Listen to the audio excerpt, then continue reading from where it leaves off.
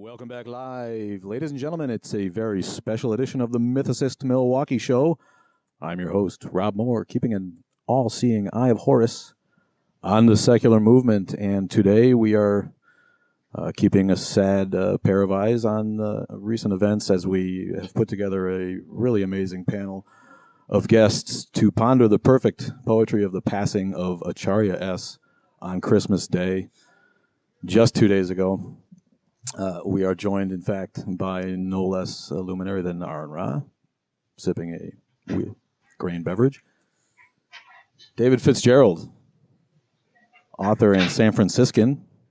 Miguel Connor, host of Eon Byte Radio and Gnostic Master. Dr. Robert Price himself. And here we are in studio with Sean Frasick and Antonio Blandon, the two founders of Mythicists Milwaukee. And a quick bio, of course, on the subject of today's show. D.M. Murdock, a.k.a. Acharya S., was an independent scholar of comparative religion and mythology. She was classically educated at some of the finest schools. She received a degree in classics and Greek civilization from Franklin and Marshall. D.M. was also a member of one of the world's most exclusive institutes for the study of ancient Greek civilization, the American School of Classical Studies at Athens, Greece. She served as a trench master on archaeological excavations in Corinth, Greece, and in Connecticut, as well as a teacher's assistant on the island of Crete. She was proficient, and I just love this because I pretend to be a polyglot, and I have nothing to even show to this. English, Greek, French, Spanish, Italian, German, Portuguese, just to name a few. She was the author of several fantastic books, including The Christ Conspiracy and Christ in Egypt, the Horus-Jesus Connection, and most recently a book on Moses, which has been gathering fantastic reviews from everyone in our movement who we talked to. I was just on the phone with Dan Barker the other day, who couldn't stop saying great things about it. He's a mythicist and a fan. And the panel today is made up of fanboys. Acharya, I did not know her, and I don't think many of us really knew her very well, other than her public work and our interactions in this secular movement of ours. But I can say without hesitation that her work profoundly affected people. Friends of mine called crying. The comments are overwhelming. The Twitter, the Facebook response.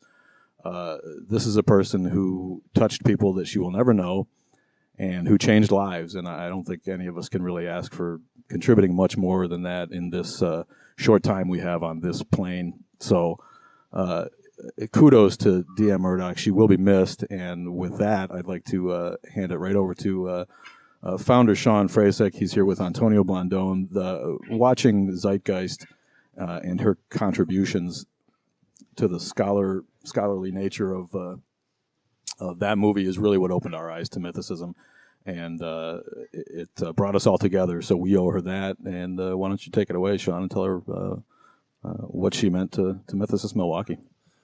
Well, this is Antonio, but watching that film, The Zeitgeist by Peter Joseph, really blew my mind, and Sean's as well.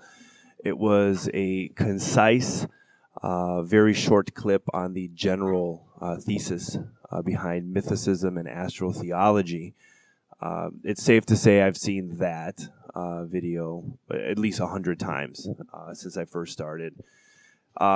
In my quest, in our quest to find more about this information, where did this come from? Who is sharing this type of information that allowed this video to be produced? Despite the some of the details that with the facts, we wanted to find out what is this about, where does it come from, and that's where I ended up finding out the name of Acharya S and D.M. Murdock, being that she was one of the primary sources utilized for the creation of that Part 1 Zeitgeist film.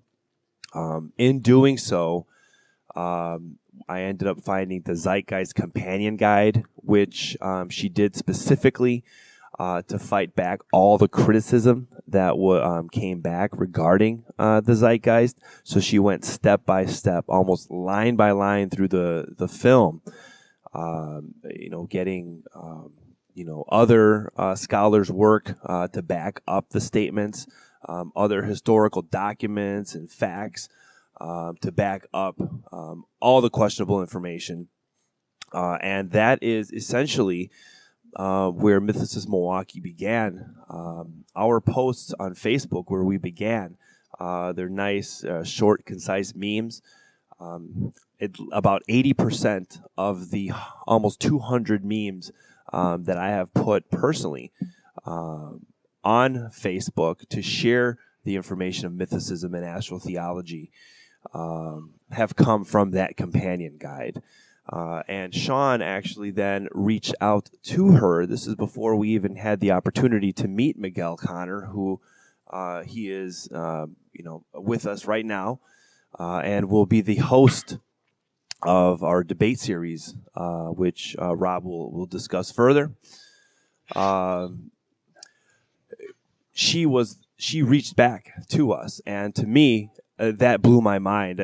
She was essentially, in my eyes at that time, when she reached back to Sean's question and inquiry and sharing her information to our questions, she was, in my eyes, the first celebrity that talked to us, that spoke to us. And through that early beginnings, we've now gotten to this point where we have this unbelievable cast and we have an unbelievable team behind Mythicists Milwaukee, where we can continue sharing her work and the works of many other scholars, such as those that are in the panel here. Well said, Sean. You got something to add? Yeah, just going off what Fritz is saying, I agree with everything he says. She literally it inspired us to start the group and do everything that we've done. And, over the years, we've learned so much from her, and she's been very supportive. And, one of the things that we see, it's a common thread with people, is she's changed a lot of lives, and, she's promoted people to start questioning. She has done a fantastic job of inspiring so many people to step outside of what, their normal reality was, and take a step back and start asking the right questions. And, I think, I hope her family gets this and they understand that how powerful of an impact she's had on so many people. That's why, we really wanted to do this today, so we can have people come on and share their thoughts, share their comments. We've been flooded with comments on what she's done for people. I'm just glad that everyone can be here, and we can all talk about her life and honor her life properly. Indeed, and thanks to the panel for coming together at really short notice. In just a couple of days, we got some heavy hitters on the line, and I'm going to throw it over right away to Nailed author David Fitzgerald. Fitz is in San Francisco and he's got to blow out of here. He's got something better to do, so we're going to let him go first. Tell us what you knew. Give us an anecdote, a memory. Talk about Acharya for a second, Fitz. Yeah, I'm still stunned that this happened. It seemed like the last we heard from her, things sounded optimistic, cautiously optimistic, and to lose her so quickly after that has been a real shock. She and I, it's strange when I look back at the relationship we had with each other, because in a lot of ways, we disagreed with each other a lot on mythicism, and we were kind of unlikely friends because of those differences. And yet, for the last year or so, I've been personally, we liked each other very much, and we're very close that way. And one thing that really bonded us together is that even though we disagreed on this or that, historical context and this or that, point to make, we were both outsiders to academia, and both felt very much that feeling of being outside, pariahs. And I have a tremendous amount of respect for her and what she's been through for the last 20 years for that. And I think a lot of the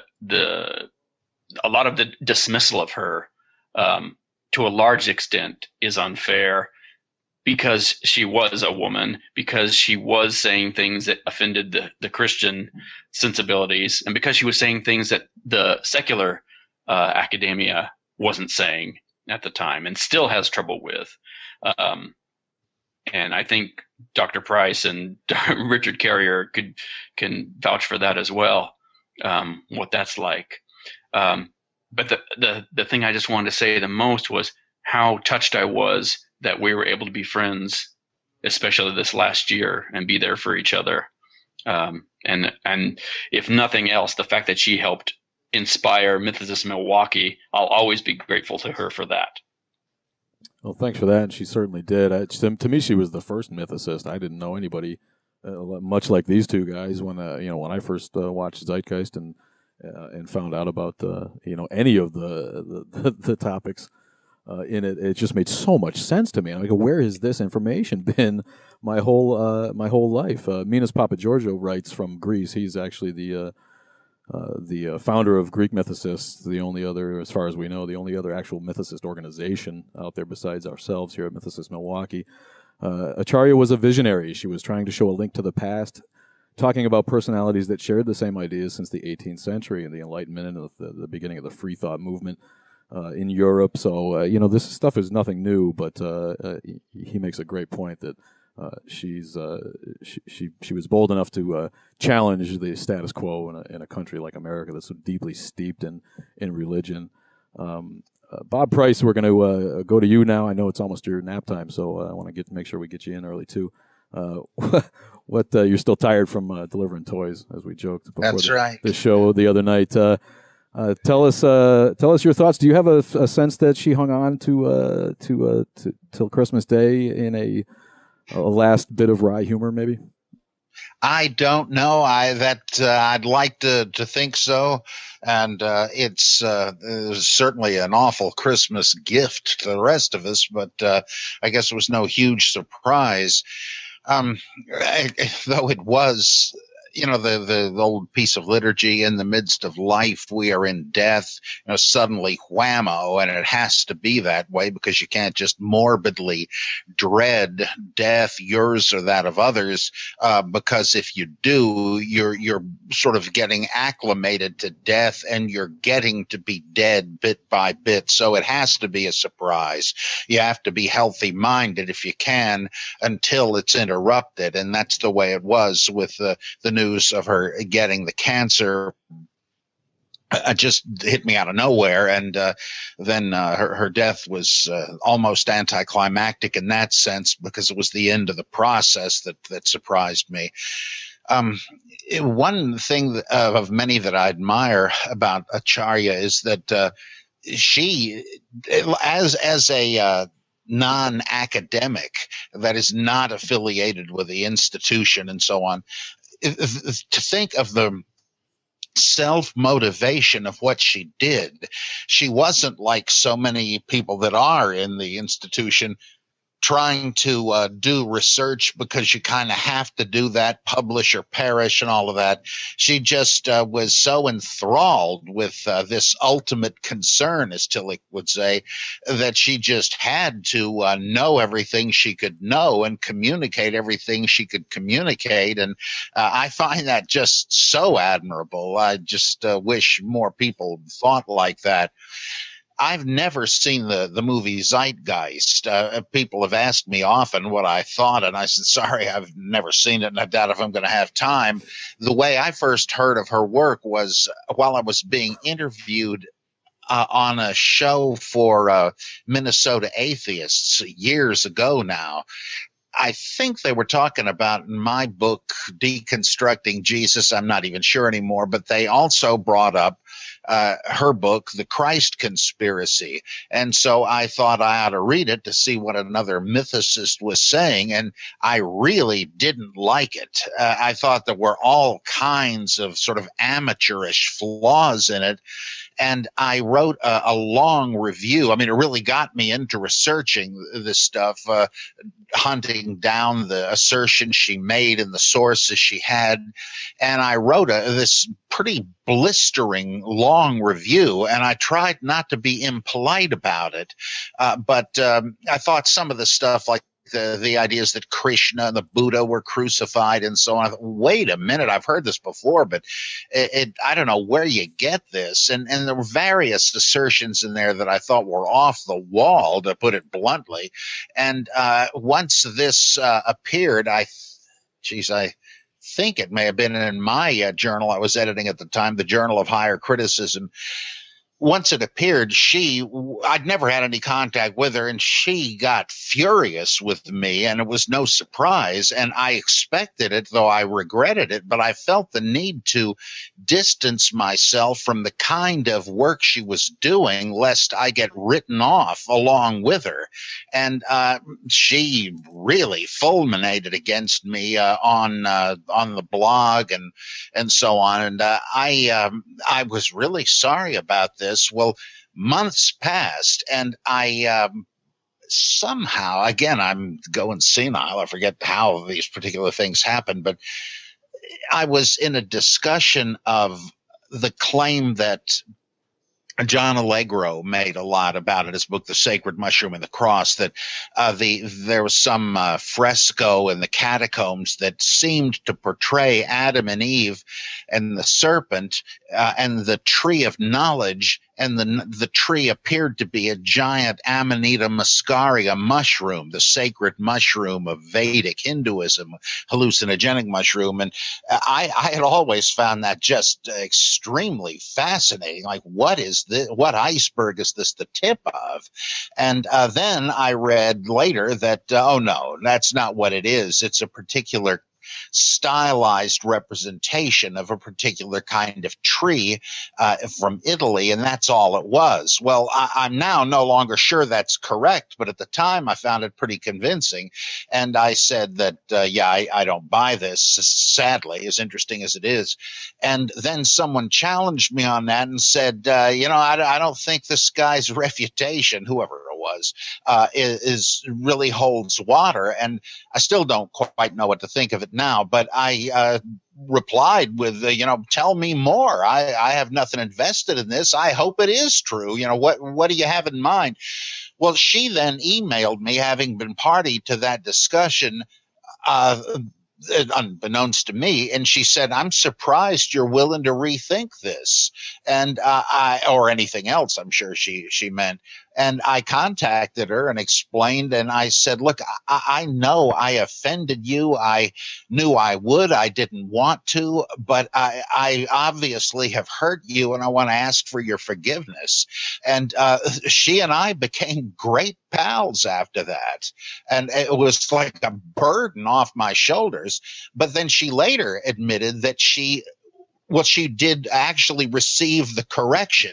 She said that she had learned some mistakes she would not make again. And in fact, she was working when she died on a revised version of the Christ conspiracy. And she said a lot of it was to incorporate my criticisms. And now I find it just beautifully ironic, if that's even the word, that I've been approached to finish up that book for her, the new edition of the book I criticized so severely. I've defended her work ever since then, because she immediately started cleaning up her act, and I've never had any problem recommending highly all of her other books. And some people have said, what is this? What are you, a hypocrite? And no. She immediately made a huge leap forward, and I'm glad to recognize it. So I'm going to be very proud and honored to participate in that. And she really, if she was surprised that I was willing to rethink things, she pleasantly surprised me for the same reason. And I loved her, and I'm so sorry she's gone, but she did a lot of work. And I guess it's not just sentimental to say that, in a way, in a case like that, the person is still with us, still lives in a very real sense. She's there in her books, as I hope I am one day. And so I have a lot of good to say about her.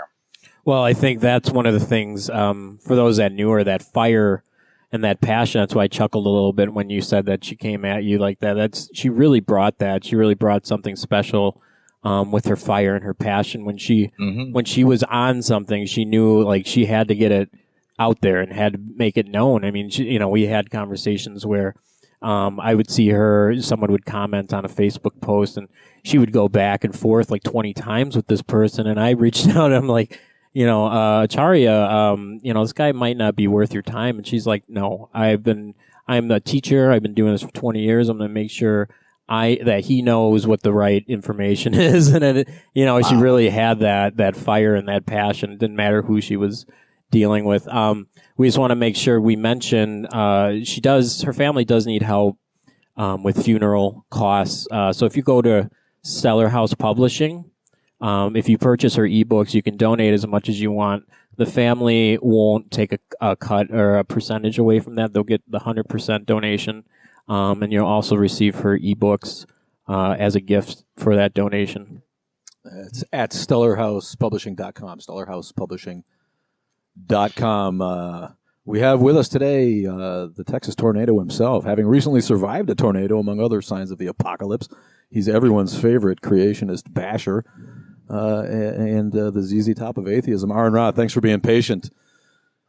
And thanks my pleasure. Thanks for joining us. Happy to be here and honored to be involved on this panel and particularly on this subject. I also had some confusion with Zeitgeist when I first saw it, and friends were calling me, asking me to verify various aspects of it, and I said, well, I can actually verify very little of this, and this is one of those situations where I thought that I knew things, but then after investigating Acharya's work, there's why did I call her that? At least I can pronounce Dorothy. After investigating some of the rest of this, I had an interview with her, and this was the nice thing. You can talk behind somebody's back all the time, but I had the opportunity to address my concerns with that movie in a live interview with her, where I could just ask her the questions directly and have her satisfy my curiosity. Like things like where you have this one thing where the sun, S-U-N, actually refers to the sun, S-O-N. And I'm like, well, how do you get that when she speaks 15 languages. How could she possibly make that mistake? She said this was not her mistake, that this was the mistake of the people that were making that movie. And that this was this one fact, this one little trivial thing cost her a great deal of her reputation. So it's really unfortunate that movie kind of did that way. And I'm glad that Bob Price had managed to come to a different conclusion on her later work. I'm certainly glad that she straightened up her later work. I watched a presentation from like a 2-hour discussion on a video called Great Minds of Our Time, I think it was, where she describes the summary of her understanding of the Jesus myth. And I was supposed to do a podcast soon. It was in the last month or so that somebody had invited me to interview Daniel Unterbrink, author of Judas of Nazareth, and at the same time also have Joseph Atwill, the author of Caesar's Messiah. And I wondered about having, who else could I involve in this mix? Because I thought that this would be an interesting panel discussion, but I want to get some different perspectives because I don't know why. I like having, when you have a scholarly discussion, I want to have people that don't agree with each other. That would be a good thing. And I'll make another comment about that in a moment, but I asked Matt Dillahunty if he would take part in that show, and he suggested no, that we should have D.M. Murdock on instead. Of course, I already knew that wasn't going to be possible because of the situation which was pending, which was just like a week or two ago, maybe the most. But it was a very interesting idea, especially when I didn't know at first why he had suggested that, and then I saw in one of her presentations that she actually had a similar theory to what Joseph Atwill had, but with different evidence that I understand that Atwill had. So this is curious to me that two different people come to a really bizarre conclusion that basically that the Romans had constructed Christianity according to some predetermined idea, and that two different people have different evidence to draw the same conclusion. Now, I'm still not saying I'm convinced by that, but there are some compelling arguments to be made there, and I appreciate that. I didn't think that the criticism that she got was fair to any degree, and it was certainly harsh. I mean, there's some guy that created a Twitter account just to criticize her. I mean, how obsessed with hatred and criticism do you got to be that way? You know, there are certain names that when you come up, there are people that are like trained like Pavlovian dogs to automatically execrate those names and just and visit vitriol because you mentioned this person and I don't like him because it's disturbing to me that we can't get past that. I mean, where Bob said that he didn't agree with everything she said, and David Fitzgerald here today said he didn't agree with everything. I don't agree with everything anybody says. And it's important to realize that we're all going to have these differences, and it disturbs me when in this movement, if you will, people will find one key difference that will incite some kind of ridiculous hate, and they'll never get around that. And so we have this situation where you have a disagreement between Fitzgerald and D.M. Murdock, and they resolved that. And the same thing goes on with Bob Price, and the same thing went on with me. And I would like to say that, you know, we should have had Richard Carrier on today. Richard Carrier was not able to be on because of the scheduling conflict, but it would have been great to have him on because he was one of her strongest critics. So to have him come on in her support would have been a very advantageous thing, I think. And also I wanted to convey that while she thought that Matt Dillahunty hated her, he does not. And he told me this before she died, that he was very sorry that she was in this situation. But he is basing a lot, because he doesn't have the time to do all the research that Bob Price has. He's been able to consider that maybe she has done, as Bob Price suggested, that she has improved her scholarship. So a lot of the negativity that she got on her early work has resonated way longer than it should have. That's one of the disadvantages of being an author, you know, because I have said in the course of my life growing up, I have believed many things. I've had many impressions, and I've changed my mind many times when I realized that I'm wrong. The fortunate thing is that I haven't been an author of many books since my youth. And if I had, then there would be a lot of books out there right now that were written from really stupid ideas that I would no longer support. And I'm glad that they're not in publication so that I don't have to apologize for them anymore. Right. Well, one of the things, One other thing I want to say. I saw on her Facebook, somebody said that now that this was a voice in the movement that was silenced. But as you pointed out, she's the author of how many books? You can't silence that voice. Right. So, well, one of the things that that you had mentioned was zeitgeist, and one of the unfair things in our opinion is the fact that Peter Joseph did kind of, you know, patchwork that documentary together based on various scholars' research, and unfortunately, for whatever reason, because the majority of the research came from her work, she was left defending it. Now, we've never talked with Peter Joseph. You know, that's one of our knocks on him. Unfortunately, I mean, we're grateful for what he did with the film, but he kind of stepped away from that and focused more on the economic stuff that he was talking about with the resource-based economy. But you know, in our opinion, he should have kind of been there to defend her a little bit more, since he's the one that put the movie together. But he did share a statement that I wanted to share with everyone. He says, D.M. Murdock, one of the most refined scholars on comparative religion. She has been underrated as an author and researcher, endlessly attacked for contrary findings to established narratives of ancient mythological texts. A highly protected field, since when you dig deep, you see all religions are born from the same fictional poetic cloth. Yeah, nice of him to poke his head up and share the link to this event today, and come across with a statement. He didn't have to do that. Agreed. So yeah, that was nice. Let's get it over to a very patient Miguel Connor. Miguel, you've been listening. What do you got to add, buddy? Thanks for joining us. Yeah, thanks for having me. Wish it was better circumstances, and great to be here with you guys. Thanks for inviting me. Great to see these guests. I mean, as they say, weddings and funerals, that's how we get together. Even mythicists. Maybe they're not real. I don't know.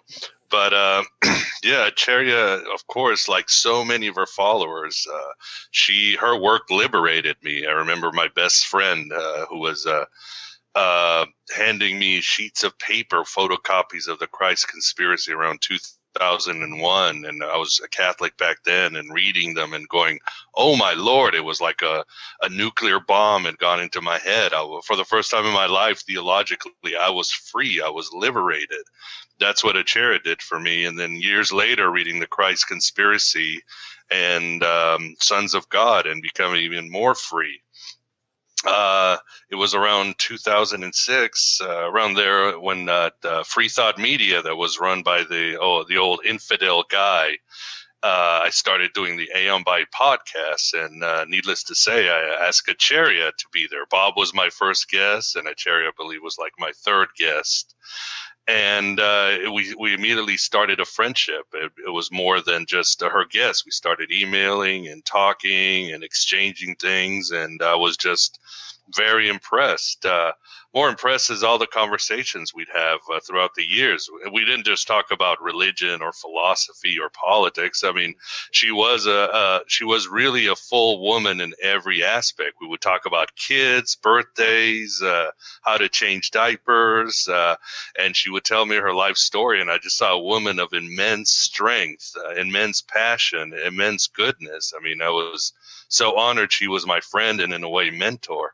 I remember as what Bob brought up, around 2006, 2007, she calling. I was like, that Bob Price, I can't believe he slammed my work. And I'm like, well, Acharya, you did say Augustine was a Mendean when he was a Manichaean, and Bob just sort of pointed that out. Oh, well, and of course she was very relentless, but eventually, as Bob says, her and Bob struck up a friendship, and the movement, the Mythicist movement, the Free Thought movement, just benefited from that. So she was wonderful. And in a way, even in those years, I remember her telling me, I am a Gnostic.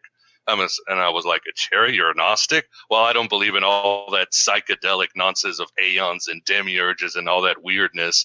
But I believe that knowledge liberates us. And I believe that's the essence of the Gnostic. And I was like, wow, Acharya, I think you hit it on the head as usual. One simple comment. She's like, yeah, mythology, knowledge of religion, knowledge of the social constructs around us. That's what makes us a Gnostic. And that's what, again, liberates us. And there are Gnostic passages that say what makes us free is the knowledge of the world around us, any knowledge that frees you.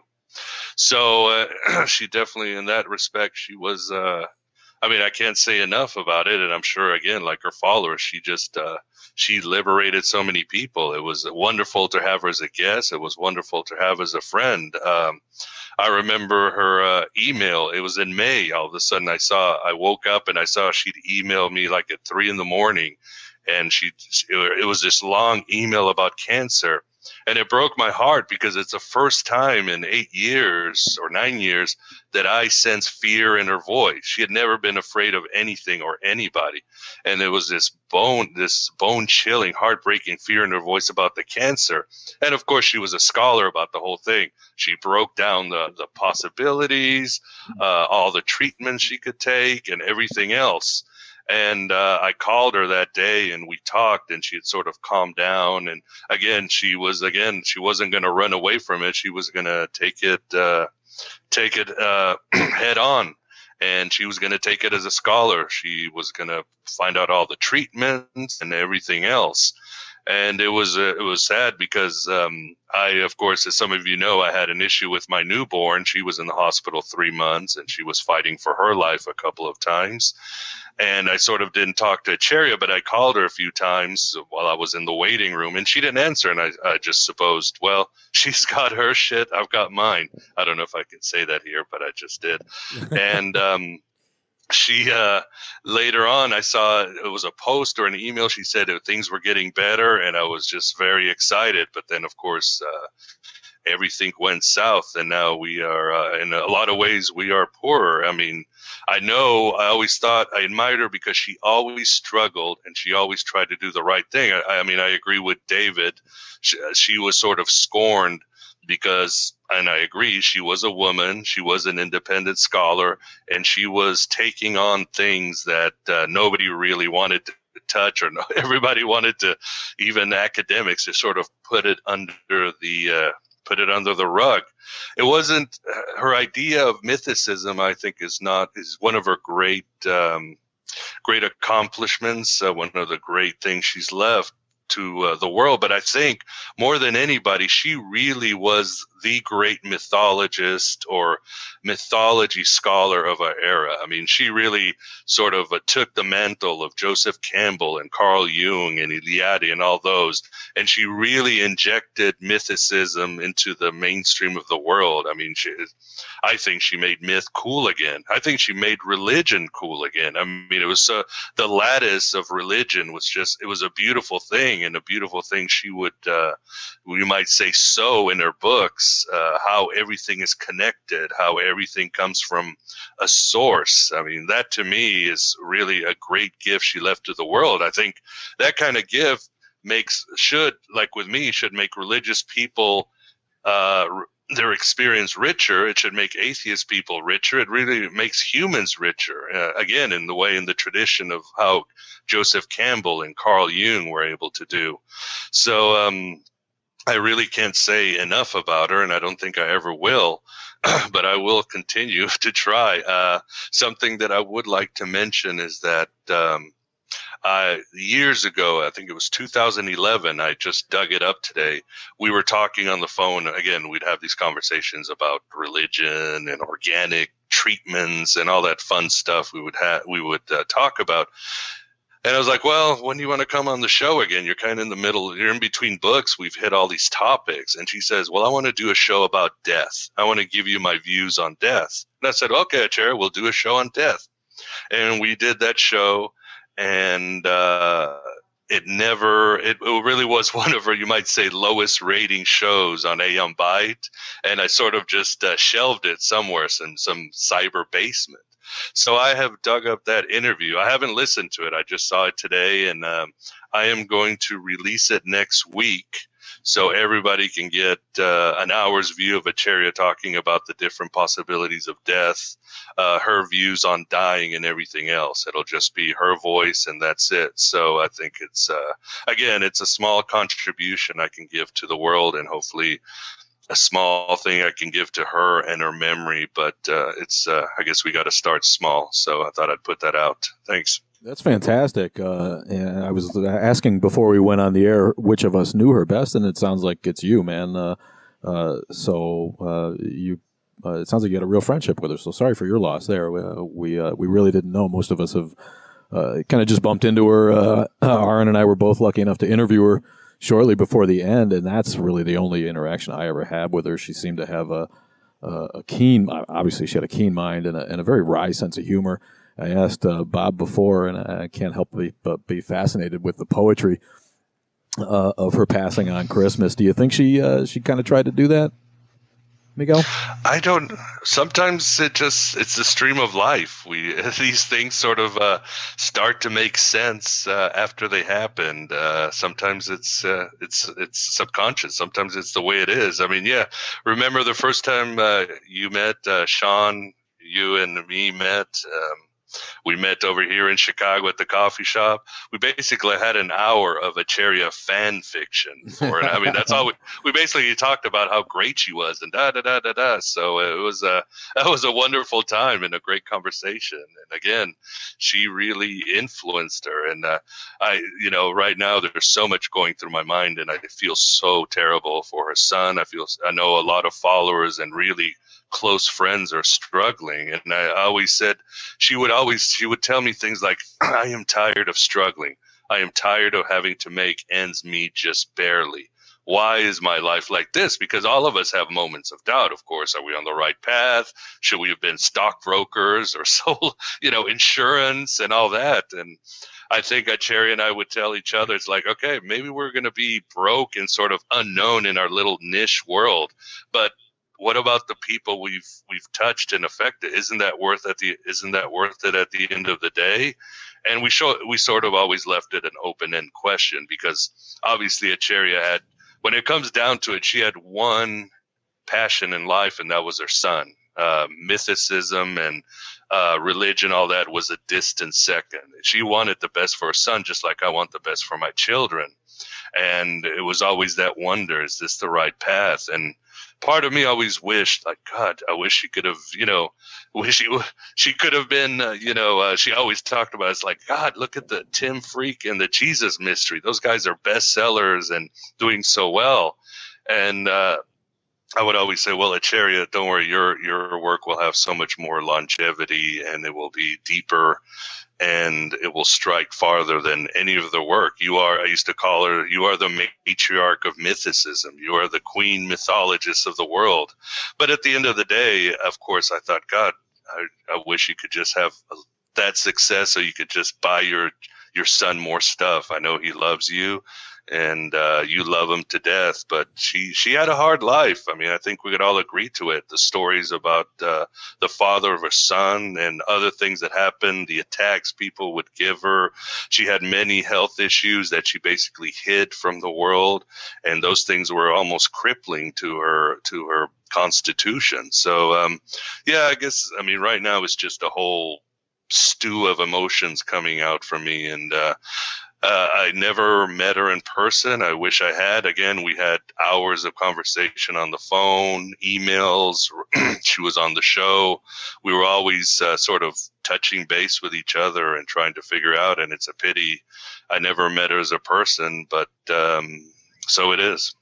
A sad day indeed, and a lot of great comments and memories from our panel, fantastic panel of guests, Aaron Ra, David Fitzgerald, Miguel Connor, Robert Price. Thanks again for joining us. It's the Mythicists Milwaukee show, a very special tribute to Acharya S today. Again, synchronicity that we didn't have a show planned today, and we were able to do this and throw it together at the last minute. We have a lot of listeners live compared to usual because of the subject matter. And if you're having trouble with that live stream, our signal here, unfortunately, is about as weak as arguments for historical Jesus. But it will be available afterwards when we post. Everybody will get the link, and be sure to share it, because I know a lot of people will want to listen to this great memory. One of those weighing in live is Rafi Laddister, who couldn't join us on the Hangout today, but did comment and would like to say that while they had disagreements, he and Acharya, over method, he always respected that she did so much to promote this view, and that she played a large role in introducing the view of mythicism to him. So thanks for the comment there from Rafi. Go ahead. Yeah, that's right. And even for those listeners that will be listening on YouTube or iTunes or whenever this is posted later this week, again, donate to Stellar House Publishing, buy her ebooks, and you can donate as much as you'd like. The family will get 100% of your donation. So we will open it up now to the panel. If you guys just kind of want to chime in individually and, just open discussion. I had a question I want to bring it back to Aaron Ra. It was when looking at the panel here, one of these things doesn't belong. I suppose you're the atheist in the group of mythicists, as well as myself, who kind of came to this whole thing from atheism first. We know what she did for mythicism. Can you relate her work and her importance to the overall movement, which you've referred to a couple of times, Aaron? Well, I'd kind of introduced myself to the idea of mythicism. Just little things that I happened across when I first started studying this matter, and I was delighted to see people that had done a hell of a lot more research than I did that also were drawing the same conclusions that I was. I mean, things like, when I was younger, I was reading Prometheus Bound, and I'm seeing these huge parallels, right? I mean, here's a guy who's being crucified because he gave forbidden knowledge to man. The forbidden knowledge was fire, and fire made people like gods. And so I'm seeing these huge parallels. And Pandora's box and all of this. And then when you read Dionysus, and Dionysus describes himself as the bearer of the vine, or the fruit of the vine, and he's turning water into wine, like right up from the springs of the earth. So this is not like a trick that Penn and Teller could do. He's actually causing the springs to produce this. And I remember thinking that, either Dionysus could really turn water into wine, or Jesus couldn't really do it either, because Dionysus was centuries earlier than the story of Jesus. There was no way to reverse these. And so it was a relief to me to find a number of other people that had done a lot of scholarly research on this. And I was really impressed on the amount that she had done.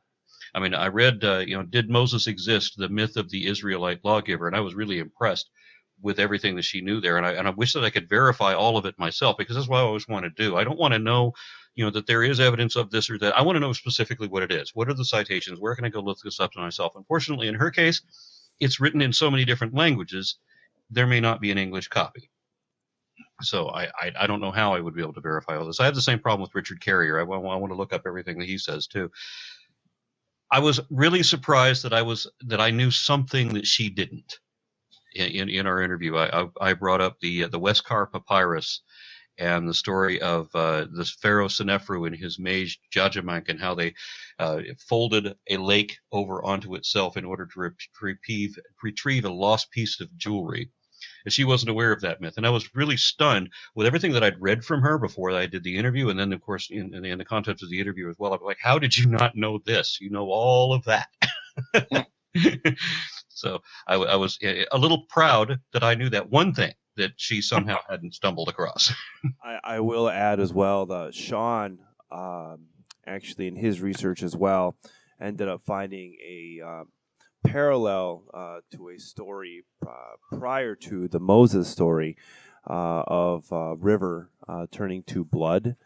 Obviously, it's not 100% the same story, which we know that's not how these myths always work.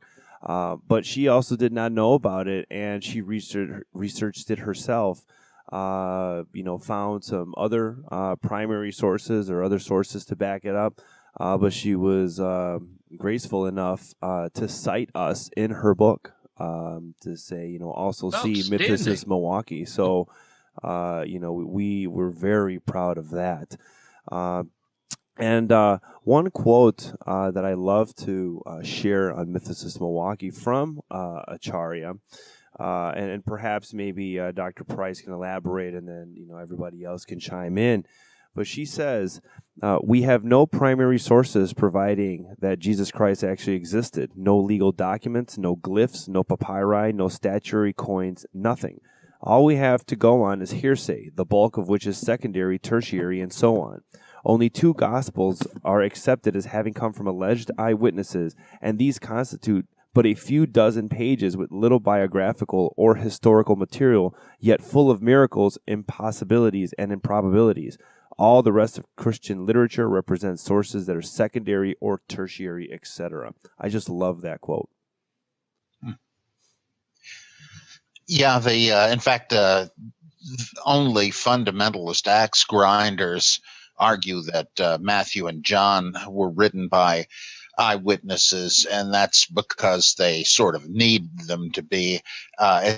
That they get this from a notoriously unreliable 2nd century bishop, Papias, who tried to his credit to gather all the information he could about who wrote what and what the apostles did. But given the bizarre nonsense he records on other topics, he's just not credible as a witness, and that's it. That's the only thing. There is an eyewitness claim in part of the Gospel of John, but it seems to be an interpolation. I don't think it even goes back to the original writer, and so that is so lame.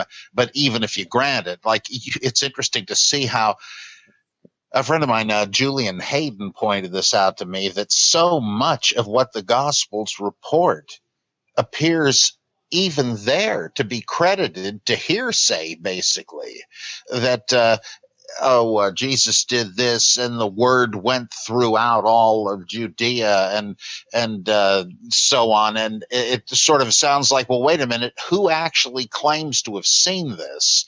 And it's shakier than you'd think. And something else on the same lines that really took years to dawn on me, when people say that surely if people were putting into circulation false reports about Jesus, good or bad, those who cared about accuracy would have clamped the lid on them. And I suddenly thought It says that Jesus tried to shut people up. Look, I healed you. Don't tell anybody or I'll never be able to enter a town again. And that's what happens. I said, now, isn't this interesting?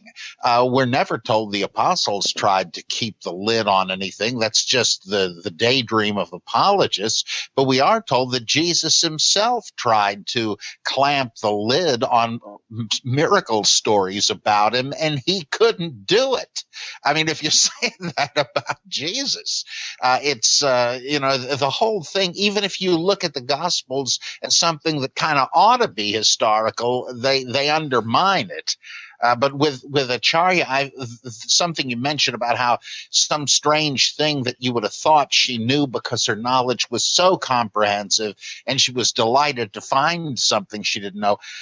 Even when I thought little of her first book, I found interesting nuggets in there to follow up things I had never heard of, like a theory that Paul in the book of Acts is based on Apollonius of Tyana, with an interesting argument for it. And so she did everybody the favor of bringing up stuff that just does not get discussed, as someone said a moment ago. So she's she was really something.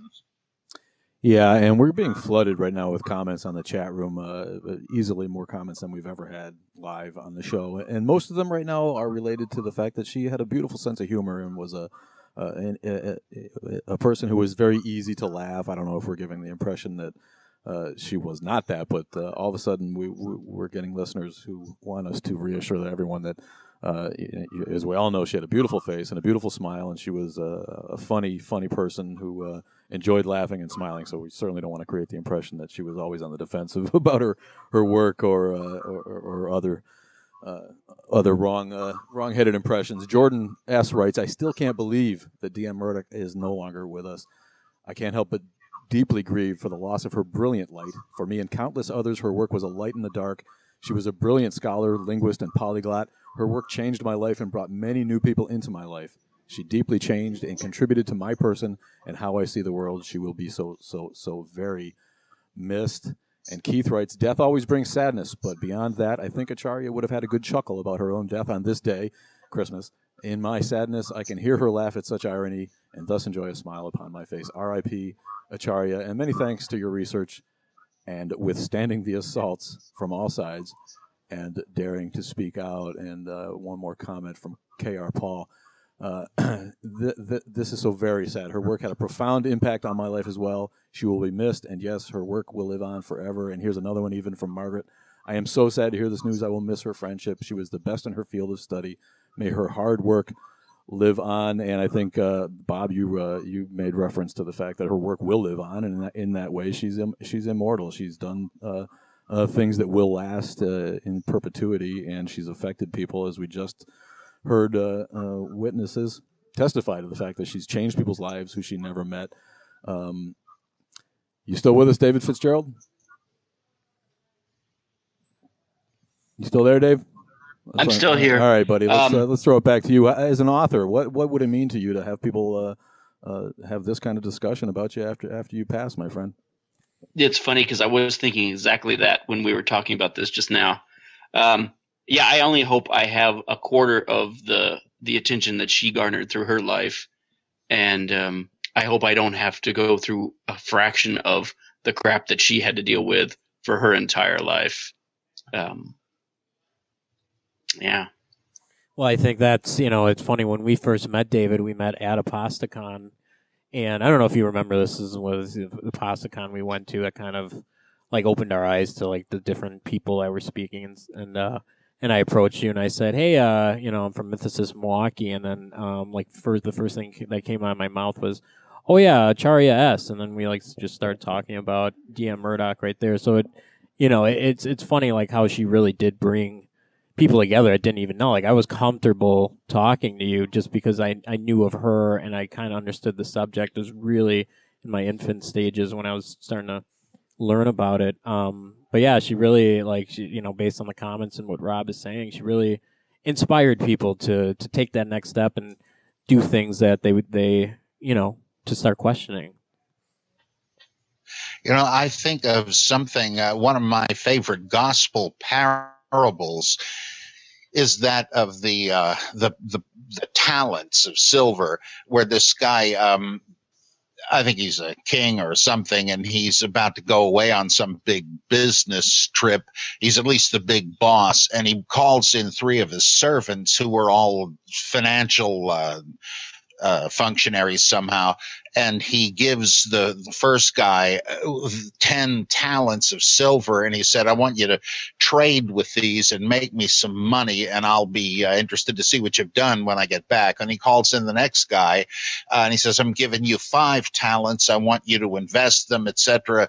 Multiply my money. I'll see what happens. The third guy, he says, I'm just giving you 1 talent, and I want to see what you can make of it. So he leaves, and when he comes back later, the first one says, Master, here's the 10 talents you gave me and 10 more. I've managed to double them. And he says, well done, good and faithful servant. The guy with 5 talents, same thing. He doubled it. Then he brings the third guy in and he says, well, Master, I knew you were pretty severe. You're a rough customer, and I was afraid of investing the money and losing it all. So I just buried it underground, and I've got it here. Here's your talent back. And he says, you worthless, lazy servant. You say you knew I was a hard man. Why didn't you at least put it in the bank and I could have gotten interest? They take it away from him and give it to the guy with 10. Well, I love that parable because it's like, the talents, of course, are your life. You're given a certain amount of ability, a certain amount of years in your life. And I mean, this is immaterial whether there's a God or not. What are you going to do with it? What are you going to make of it? And playing it safe is the one error you can make. I mean, he could have invested the talent and made more money, or it would have been a bad investment, but the boss wouldn't have cared. He at least, like, nothing ventured, nothing gained. It was the fact that he didn't do a damn thing with it that condemned him. Well, that's everybody's life. And what have you done with it? And if you look at Acharya, boy, she made another 10 talents. Look at that legacy and that accomplishment. There's somebody who, if she had to go to her grave, should have been proud of what she had done. Well, that's well said. Absolutely.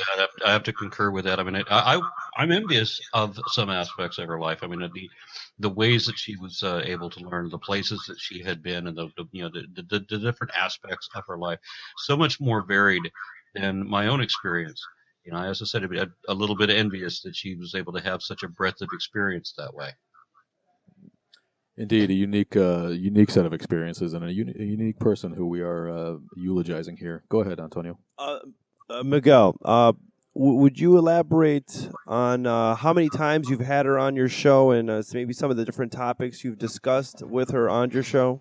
Because I think, Sure. if I'm not mistaken, she was one of your most frequent guests on Aeon Byte Radio. You got 2 minutes. Yeah, excuse me, sorry. Yeah, she's been on the show.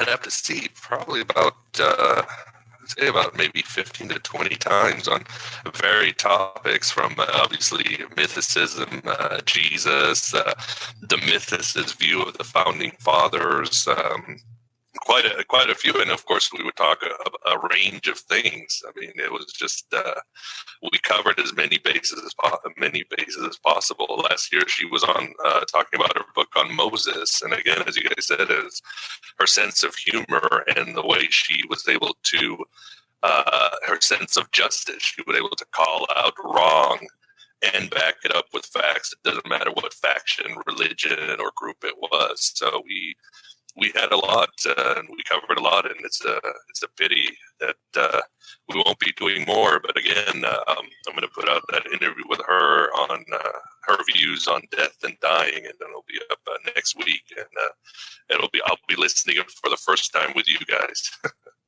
Fantastic, Miguel. I don't know, your audio is getting a little ugly there. We're about out of time anyway. It's just about a minute left. I want to thank the entire panel for joining us again last minute. Aaron Ra, the great creationist wrestler and YouTube personality. Check him out on the Raw Men podcast. he's always got something superior going on there. And the author of Nailed, David Fitzgerald, thanks for joining us all the way from the Bay Area and making it through the whole show. Miguel, had no idea you knew her so well. Really great stories, great stuff. And it looks like Robert Price is Thanks for having me. not a problem, man. And we will be talking to you again soon. Of course, you're close. And thanks to Robert Price, it looks like he's gone Betty by. It was yeah, but the biggest thing is thank you guys for coming on. And like Rob said, in such short notice. Always wanted to do something special for someone that did so much special things for us and inspired us to do more. So again, thank you guys for coming on. And for those out there, remember, if you donate to stellarhousepublishing.com, 100% proceeds goes to her family to help with funeral costs and any other costs they, I'm sure, have at this point. So, and you get her ebooks as a gift. Yes, and as we close out, I just want to say again, we have lost DM Murdock, but you gentlemen are carrying that torch as well. So, we look up to you as well. So thank you for coming.